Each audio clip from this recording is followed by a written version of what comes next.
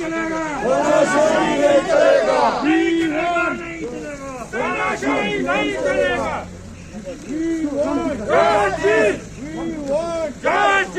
नहीं चलेगा, नहीं चलेगा, तानाशाही नहीं चलेगा, नहीं चलेगा, नहीं चलेगा, तानाशाही नहीं चलेगा। We want Justice! We want Justice! We want Justice! चलेगा, We want Justice! We want Justice! We want Justice! तानाशाही नहीं चलेगा, तानाशाही नहीं चलेगा, नहीं चलेगा, तानाशाही नहीं चलेगा, नहीं चलेगा, नहीं चलेगा, तानाशाही नहीं चलेगा, नहीं चलेगा, नहीं चलेगा, तानाशाही नहीं चलेगा, नहीं चलेगा, नहीं चलेगा, तानाशाही नहीं चलेगा। We want Justice! We want Justice! We want Justice! We want Justice! तानाशाही नहीं चलेगा। Justice! Justice! Justice! We demand We demand Censure! We demand Censure! We demand Censure! We demand Censure! Jesus! We want justice! We want justice! We want justice! We want justice! We want justice! नहीं चलेगा, नहीं चलेगा, तानाशाही नहीं चलेगा, We demand नहीं चलेगा, नहीं चलेगा, तानाशाही नहीं चलेगा, justice! नहीं चलेगा, तानाशाही नहीं चलेगा, नहीं चलेगा, नहीं चलेगा, तानाशाही नहीं चलेगा, नहीं चलेगा, नहीं चलेगा, तानाशाही नहीं चलेगा। We want justice! We want justice! We want Justice! We want justice! नहीं चलेगा, नहीं चलेगा। Censure! Censure! We want Justice! We want Justice! We want Justice! We want Justice! तो आज कांग्रेस पार्टी की तरफ से प्रोटेस्ट निकाला गया है, तो ये प्रोटेस्ट करने का मेन मकसद क्या है? देखिए, जिस तरह से अभी एक आक्रोश के तौर पर हमने यहाँ पर एक आक्रोश यात्रा निकाला, एक प्रोटेस्ट रैली की हमने लेके बाज़ार के अंदर सारे ऑनरेबल काउंसिलर मिलके, पार्टी के प्रेसिडेंट मिलके और हमारे सारे जो कार्यकर्ता हैं, सबों ने हमने ये डिमांड की कि संक्षेप में मैं चाहूँगा कि हमारे ऑनरेबल काउंसिलर सस्पुल आपको ये बताएं कि इसके अंदर हुआ क्या है। मैं लोगों के बताना चाहता हूँ, लद्दाख के लोगों को, कि जो यूटी प्रशासन ने एक ऑर्डर जारी किया है डॉक्टर्स को लेकर, तो जो हमारे डॉक्टर्स को जो कोटा होता है, जो चाहे एसटी का कोटा हो, चाहे वो स्टेट का कोटा हो, जो मेडिकल इंस्टीट्यूशंस के अंदर, मेडिकल कॉलेजेस के अंदर जो बच्चे 12वीं जमात के बाद जब वो एमबीबीएस करने जाएंगे, जो डॉक्टर्स के लिए वो आगे पढ़ेंगे, डॉक्टर्स बनना चाहेंगे और यूटी के अंदर के अंदर आके काम करना चाहेंगे डॉक्टर्स बनने के बाद, तो उस लिहाज से आपको एक बॉन्ड आपको लिखना पड़ेगा। वो बॉन्ड कम से कम है, अगर आपको एमबीबीएस करना है और स्टेट के थ्रू ही जाना पड़ेगा, और उस दाखिला के लिए आपको 50 लाख आपको जमा करना पड़ेगा। 50 लाख, अगर आप 50 लाख जमा नहीं करते हो तो आपका जो संपत्ति है, आपका चाहे आपको ज़मीन है, आपका घर है, आपके पास जो भी कमर्शियल आपके पास जो आपके पास रिसोर्सेज है, उसको उस 50 लाख की भरपाई के लिए जब्त किया जाएगा। तो ये एक बहुत बड़ा एक मुद्दा है जो हमारे सीधा हमारे बच्चों के भविष्य के साथ खिलवाड़ हो रहा है। ऐसा हमने जहां तक हमने रिसर्च की है कि देश के अंदर अन्य राज्यों में एक बॉन्ड लिखा जाता है, ऐसा नहीं कि बॉन्ड नहीं लिखा जाता है, 10 लाख 5 लाख के आसपास का बॉन्ड लिखा जाता है, ताकि आप जब डॉक्टर्स का जो आपका जो एमबीबीएस करने के बाद आप वापस आके आप काम करें सरकारी हॉस्पिटल के अंदर। मगर ये जो सीमा रखा है 50 लाख, ये जो ऐसा मिसाल है जो देश में कहीं सुनने को नहीं मिलता है, इसके ऊपर कहीं नहीं है। तो क्या ये जो ऑर्डर थोपा गया, क्या ये लोगों को पूछ के किया है? क्या हमारे जनप्रतिनिधि जो है उनसे पूछा गया है? क्या काउंसिल के अंदर क्या इसके ऊपर कोई मीटिंग हुआ है? क्या डिस्कशन हुआ है? यूटी प्रशासन ने क्या काउंसिल के साथ राब्ता किया है? हमारे ऑनरेबल सीसी जो हेल्थ डिपार्टमेंट को देखते हैं, तो क्या उनसे राब्ता किया है? अगर सीसी ने क्या काउंसिलर्स को पूछा? इसके बारे में कोई सुनवाई हुआ? इसके बारे में कोई पूछताछ की?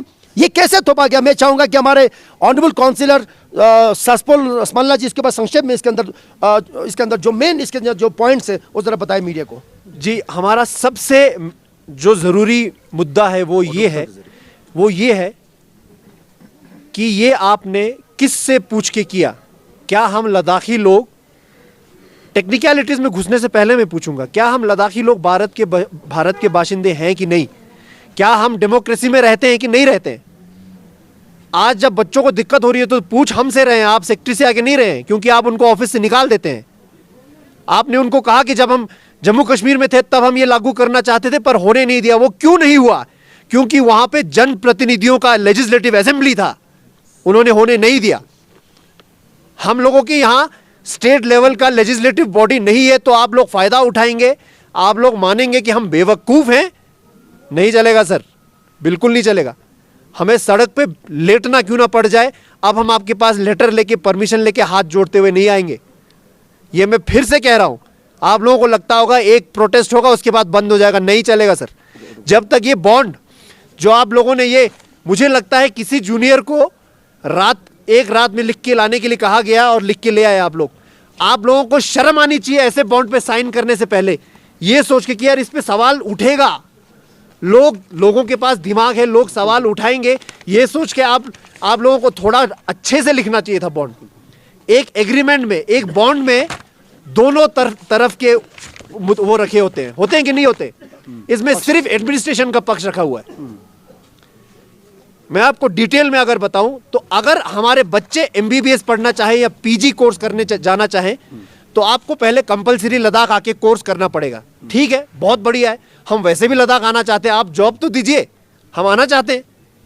लेकिन अगर आप नहीं आएंगे तो आपको 50 लाख रुपए भरना पड़ेगा। आप इसके एंड में देखिए, उस पर लिखा है कि अगर पैसे नहीं भर पाएंगे तो आपके रेवेन्यू एरियर्स से ये पैसे भरपाई करवाया जाएगा जबरदस्ती। क्लॉज नंबर 8 है जी, क्लॉज नंबर 8 पे देखिए। हम आपसे सवाल ये पूछ रहे हैं कि आपने ये बॉन्ड करने से पहले क्या लद्दाखियों से पूछा, काउंसिल से पूछा, दोनों काउंसिल से पूछा आपने, हमारे एमपी से, हमारे सीसी से पूछा आपने? आपने नहीं पूछा, आपने थोपा हमारे ऊपर। ऐसे नहीं चलेगा। और सबसे बड़ी बात, जब बच्चों को एमबीबीएस मिलने के बाद, सपोज मुझे बीडीएस का मिला सीट और मैं अच्छा कर रहा हूं पढ़ाई में और मैं कोर्स चेंज करके एमबीबीएस में जाना चाहता हूं, नहीं जा सकता। मुझे बॉन्ड का आधा पैसा भरना पड़ेगा जो कि 25 लाख बनता है। अगर मेरे पास 25 और 50 लाख होते तो मैं आपके एसटी सीट के लिए आपसे भीख और गिड़गिड़ाना हमें नहीं पड़ता, हम खुद ही प्राइवेट इंस्टीट्यूट में जाके पढ़ते। 50 लाख रुपए अपने एसटी जो हमारा हक है उसके लिए देना, मतलब क्या मजाक चल रहा है क्या? ये क्या हमारा भारत में तानाशाही चलेगा क्या? और एक बहुत बड़ा मुद्दा यह भी है कि भारत भर में कहीं भी अभी भी हम जम्मू कश्मीर के कोटे में ही यूटी लद्दाख को 4 सीट दिया गया है, 4% सीट दिया गया है।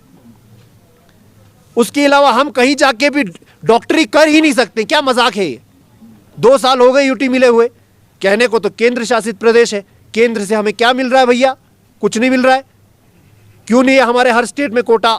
उससे भी एक बड़ी बात आपको बताता हूं, अभी हमारे कुछ बच्चे एमबीबीएस कर रहे हैं महाराष्ट्र के वर्धा में, उनको यहां यूटी एडमिनिस्ट्रेशन के साथ तो बॉन्ड 50 लाख का साइन करना ही पड़ रहा है, वहां उनकी स्टेट का अलग करना पड़ रहा है। जैसे यूजी के बाद उसको पीजी के लिए जाना है तो उनको बॉन्ड साइन करना पड़ रहा है कि 5 साल हम इसी कॉलेज में काम करेंगे। आप लोगों को मालूम होगा जो मेडिकल कॉलेजेस होते हैं उसी में जॉब मिलता है उनको। 40 साल तो एक डॉक्टर को करियर बनाने में लग जाता है। मुझे समझ नहीं आ रहा है हमारे पुराने डॉक्टर्स, सीनियर डॉक्टर्स चुप क्यों बैठे हैं? क्या आप लोग एडमिनिस्ट्रेशन से, तानाशाही से इतना डरते हैं कि आप अपने बच्चों के भविष्य को पानी में बहाने के लिए तैयार हैं? मैं सारे लद्दाखी ऑफिसर्स को, नॉन लद्दाखी ऑफिसर्स को, सबको कहना चाहता हूं, आप लोग पब्लिक को बेवकूफ समझना बंद कीजिए। हम चुप नहीं रहेंगे, जेल जाना पड़े, डंडे खाना पड़े, मरना क्यों ना पड़े, हम चुप नहीं रहेंगे। सर, तो ये जिस तरह अभी ये इशू निकला है, तो आपने क्या एलजी से मुलाकात करके उनके नोटिस में लाया है? गवर्नमेंट ने सबसे पहली बात, अब हम हाथ जोड़ के आपके ऑफिस में नहीं आने वाले हैं, मैं बता रहा हूं। गवर्नमेंट ने एक प्रोसीजर बना के रखा है, सीपी ग्राम्स करके, उसके थ्रू आप कंसर्न डिपार्टमेंट से सवाल पूछ सकते हैं। मैंने 13 जनवरी को, कहते तो हैं बीजेपी वाले कि 24 घंटे में आपको जवाब मिल जाएगा, मैंने 13 जनवरी को इसका सवाल डाला है। आप लोगों को मैं कॉपी दिखाता हूं अपने कंप्लेंट का। मैंने इसमें 5 सवाल पूछे हैं। सबसे पहला सवाल कि आपने किस से पूछ के, कौन से जनप्रतिनिधि से या कौन से जनप्रतिनिधि वाले बॉडी से पूछ के आपने ये डिसीजन लिए? उनका एक जवाब, एक डिपार्टमेंट ने कहा, सीपी ग्राम्स वालों ने, कि हमने कंसर्न डिपार्टमेंट को भेज दिया, लेकिन आज तक जवाब नहीं आया। दूसरा मैंने पूछा आप 50 लाख पे कैसे उतरे, किस हिसाब से उतरे? मणिपुर और मेघालय में भी है ये बॉन्ड। वहां बॉन्ड में दो तरह की बॉन्ड है, एक सर्विस बॉन्ड और एक आपका अगर नहीं कर पाए, पूरा नहीं कर पाए तो उसका एक बॉन्ड है, छोड़ने का बॉन्ड। तो वहां पे जो छोड़ने वाला बॉन्ड है, सर्विस बॉन्ड है, वो तो है ही नहीं, छोड़ने वाला 2.5 लाख रुपए है। 2.5 लाख रुपए मणिपुर में, जो एक स्टेट है। लद्दाख में एक यूटी है जहां 97% ट्राइबल पॉपुलेशन है, हम सब एसटी ही हैं। वहां पे आप लोग 50 लाख मांग रहे हैं, गुंडागर्दी है क्या? तो हम लोग अब वापस आके आपके ऑफिस में आके ऑफिसों के में वहां हम दर नहीं भटकने वाले। हम लोग जो प्रोसीजर है उसके हिसाब से सवाल डालेंगे। अगर आपने दिया जवाब तो ठीक, नहीं दिया तो जवाब कैसे देना है हमें अपने हक मालूम है। अगर जवाब नहीं देता है तो नेक्स्ट स्टेप क्या होगा? नेक्स्ट स्टेप यही होगा कि हम लोग प्रोटेस्ट करेंगे। और क्या करेंगे? भारत के संविधान के हिसाब से अगर तानाशाही ज्यादा बढ़ जाए तो प्रोटेस्ट करने का हक है हमें, हम प्रोटेस्ट करेंगे। आप, मेरी यही विनती है यूटी एडमिनिस्ट्रेशन से कि आप लोग अंधाधुन इस तरह के ऑर्डर्स हम पे मत थोपिए, आप इसको वापस लीजिए।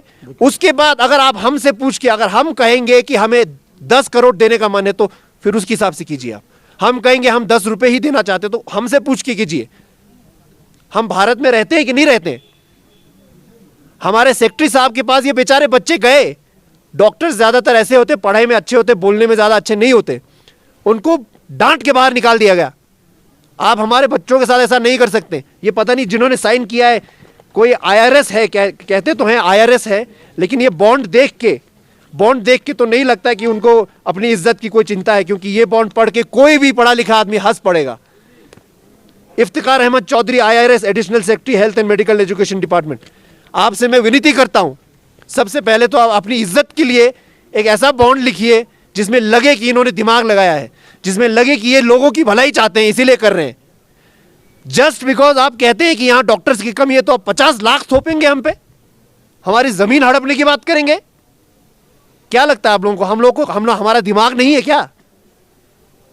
तो हम फिर से विनती करते हैं, इस बॉन्ड को वापस लीजिए और कमेटी बनाइए जिसमें जनप्रतिनिधि होंगे, जिसमें एस्पायरिंग डॉक्टर्स होंगे, जिसमें पुराने हमारे लद्दाखी एडवाइजर्स अलग अलग प्रोफेशन से होंगे, ब्यूरोक्रेट्स होंगे, सब मिल के बैठ के तय करेंगे। ये होता है डेमोक्रेसी। हमें आपको सिखाना पड़ रहा है, शर्म आनी चाहिए आप लोगों को। इस हिसाब से करते हैं, एक डेमोक्रेटिक देश में निर्णय इस तरह लिया जाता है। धन्यवाद।